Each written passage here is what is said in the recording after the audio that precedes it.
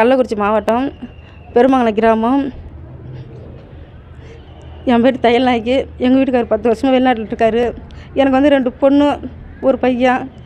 10 வருஷம் வெளிநாட்டு ரொம்ப கஷ்டப்படுறது அது குருவி சக்கமாக சேர்த்தேன். இந்த நாங்கள் இப்போ 5:30க்கு ஏஞ்சி கதை திறந்து பார்க்குறேன். இது கதவில் உடச்சிருக்கு. நகை பூரா எடுத்துகிட்டு போயிட்டாங்க 20 பவுனையும். பணம் வந்து 1 லட்ச ரூபா. 1 லட்ச ரூபா பணம் போயிடுச்சு. போய் ரொம்ப நாங்கள் கஷ்டப்பட்டு தான் சேர்த்து வச்சோம். எங்களால் முடியாது. திருவிழாவுக்கு வந்து பொண்ணு ஐக்கு போனால் தான் திரும்பி வந்து அசதி படுத்து மணி 12 இருக்கும்.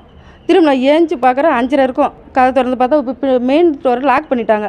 அப்புறம் மேலே ஏறி அந்த போய் எங்கள் அம்மாவோட வையா தான் வந்து பார்த்தா பூரா கதை உடச்சி பீரா உடச்சி நகை பூரா எடுத்துகிட்டு போயிட்டாங்க. இது நாங்கள் கஷ்டப்பட்டு தான் சேர்த்து வச்சோம்.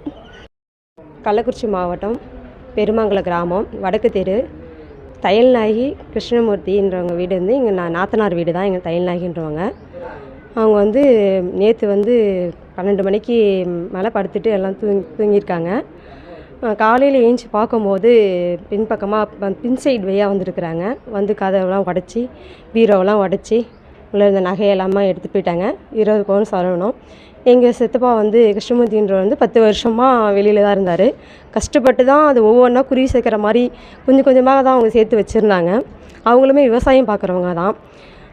அதனால் தயவுசெய்து எங்களுக்கு இந்த நகையை வந்து 20 பவுன் நகையும் 1 லட்சம் பணமும் தயவுசெய்து எங்களுக்கு வந்து மீட்டு கொடுக்கணும்னு சொல்லி கேட்டுக்கொள்கிறோம். கள்ளக்குறிச்சி மாவட்டம் பெருமங்கலம் கிராமம். என் பேர் வந்து சிவசக்தி.